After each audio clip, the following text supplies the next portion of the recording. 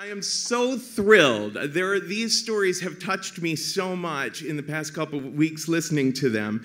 Some of these folks regularly work with first-person arts. Our next storyteller is one of those people. He has told this story at some of the storytelling shows here around town before, and I was just knocked out by it. So please let me welcome to the stage Mr. Bernardo Morillo.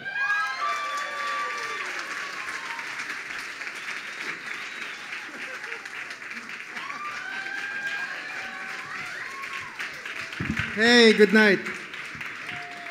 So I just gotta say that this idea of sharing a personal story with 350 persons is bullshit. Talk to your therapist.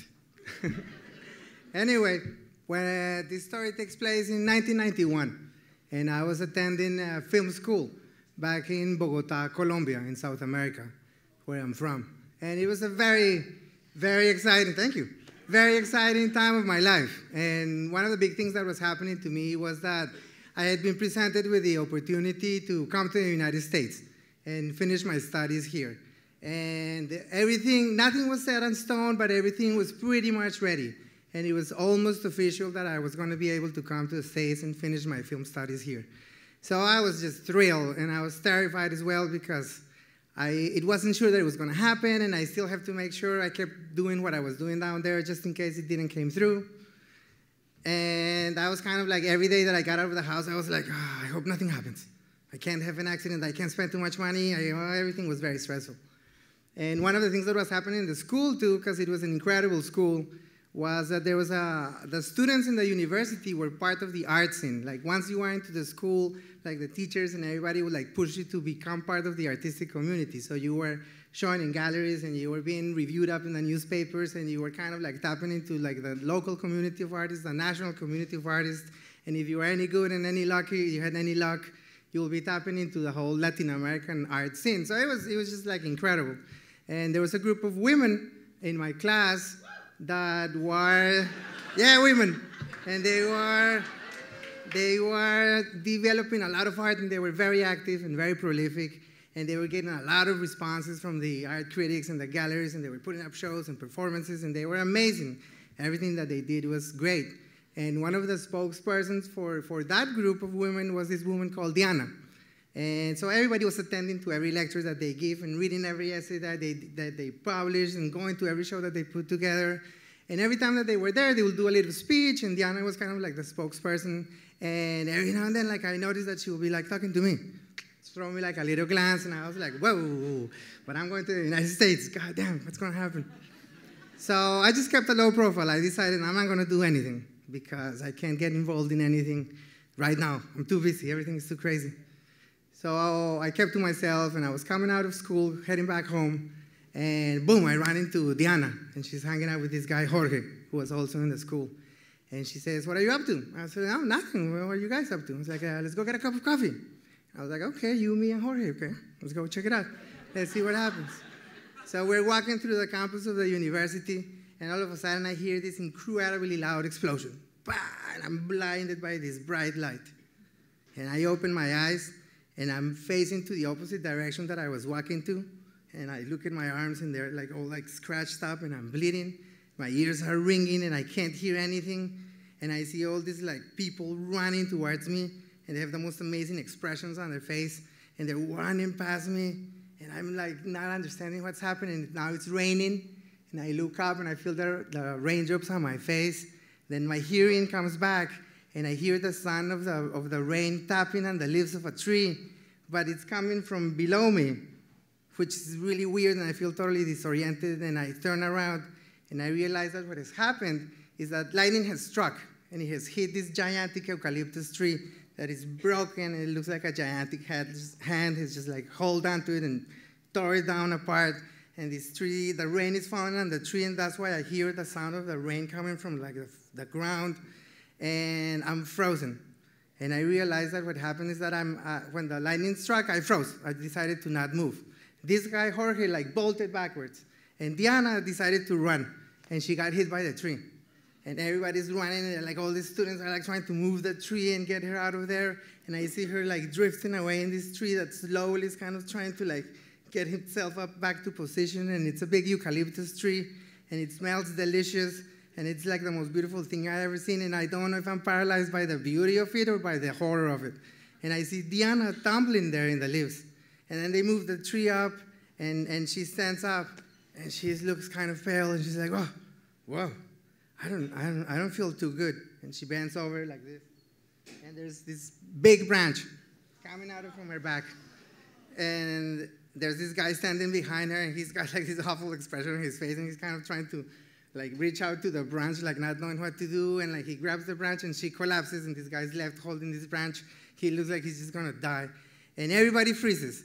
And for some reason, I unfreeze at that moment, and I'm looking at everything that was kind of coming towards her, like as if she was the epicenter of this like gigantic explosion of energy. It was coming out of like that hole in her back, but now everything stops, and I'm like, and I unfreeze. And I walk to her, and I give like the 10 steps, the 10 most assertive steps that I've ever given in my life. And I walk up to her, and she's falling down, face down, her shirt is up, and I can see her kidney, and I can see, or I don't know what it is, something red there that is moving, and I see the bone on her spine. And I just, all I can think is about the future of this woman. Like, this is a woman with like an incredible future ahead of her, and I'm just compelled to lift her up. And I'm thinking, half of my brain is thinking, you gotta get the fuck out of here before the police comes. And the other half is going towards her to pick her up. And I did something that I've never done before, and I've never been able to do it again, which is I lifted her up, like in the movies. And then we started running towards the hospital. And she smelled of eucalyptus, and it's this beautiful woman that like I'm holding, and I don't understand how I'm doing this. And I can see the veins on my arms are like popping out, like I'm working out for years or something. And we're running through the city, and people are chaperoning, and just the idea of people helping you out in a city like Bogota is like very strange feeling. I already saw them trying to move the tree out of the way, and now they're running next to me, like holding the cars in traffic. And it's just not the common thing that happens in there, because it's a tough town, and it's like every man for itself down there. So, and we're trying to hail a cab, and nobody wants to stop and help us. And we see a police car coming, and they got their sirens on, and we're like, oh yeah, the police, finally, somebody's gonna help us. And they come by and they start honking, beep, beep, beep, beep, beep, beep, and they get out of the way, and they fly away. And we're like, Jesus Christ. And I'm like holding this woman, and we're running towards the hospital. And like, I'm looking at her, and she looks so beautiful, and her black hair is like wrapped around my arm, and I'm covered in blood.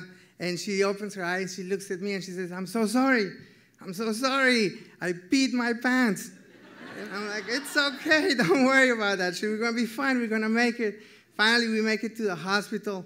And like when we get to the hospital, in the emergency room, they pull out this stretcher, and I put her on the stretcher, and it's like cleaning a paintbrush in a clean glass of water, and it all turns red. And I think at this moment, when she sees that everything is turning red around her, she realizes how hurt she is. And she's holding onto my arm as they're pulling her away, and she's like scratching my arm as they pull her away into the emergency room.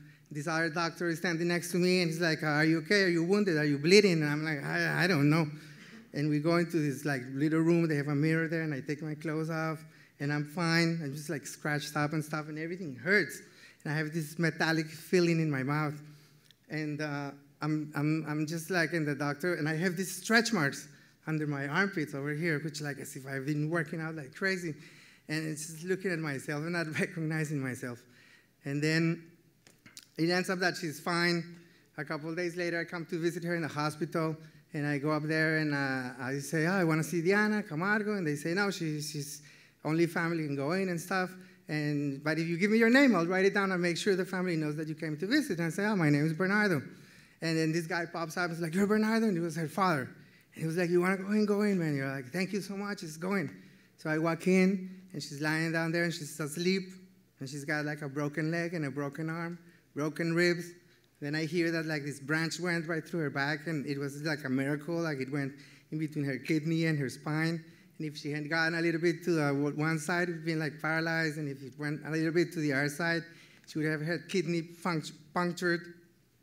And I'm just standing there, like quiet, kind of looking at her for 5 minutes. She's totally out. And then I walk out, and like a couple of days later, the whole thing came together with coming to the States, and I left. And I came to the USA. And I never heard from her again, and I never knew what else happened. And years went by. I always thought about her. And then, like 12 years later, I found out that she had become a big-time film producer. And she was involved in a film that was called Maria Full of Grace. So somehow through the web, as a producer, I found her email. I shot her an email, and I said, hey, congratulations. Looks like you're doing great. And she wrote back to me, and she said, no way. I can't believe you showed up. Like, I reappeared. And she said, I'm going to be in New York for the premiere of the film. Why don't you come up? So I was like, sure, I'll be there. So I went up to New York, and I showed up. It was like this big premiere down in Manhattan, and I went to the theater, and I got my ticket, and they treated me like a king. I was like, oh, I'm Bernardo Morillo. And they were like, oh, Bernardo. I was like, they had all these like fancy-looking women hanging out with me, going like, would you like a drink? Would you like some chips? You know, oh. They walked me up to a balcony. Then the movie was over, and they said, we're assuming you're going to the after party. And I was like, yeah, sure, how do I get there? And I was like, no, there's a car ready for you. I was like, wow. So there was this big limo for me, and I'm like, took the limo to HBO Studios, and it was just like a fantastic evening. And I was still thinking, you know, this is going to be like the craziest night of her life. I'm probably not going to be able to see her. And then I found her there. And we just kind of like looked at each other, and like she grabbed my face, and I grabbed her face, and everybody wants to know what she said. And she didn't say shit, and I didn't say. We just like looked at each other like, hey. And it was the second time I saw her in 12 years. And then she went back to South America, and I kept living here, doing my thing. And like a couple of years ago, she showed up again. Her husband had passed away. And she had dropped everything, and she went to New York to mourn. She got all her money out of the bank, and she's going to go to New York for like 6 months and disappear. And she showed up again, and she called me. And I met her in New York, and then she came down to Philadelphia. She stayed at my house. And it was just kind of incredible because you think about a friendship, and I don't know what her favorite, I've never been to her house. I don't know what her favorite color is. I don't know who her favorite writer is. I don't know what music she likes. I know because she told me that she thinks about me, and I think about her a lot. I've never seen her scar. And it was a beautiful thing to have a friendship that is based on just weird kind of acquiescence. We just share silence and like a knowledge that we were connected for some strange reason. 3 times, 3 dates. That's all it takes to fall in love with a woman. Thank you.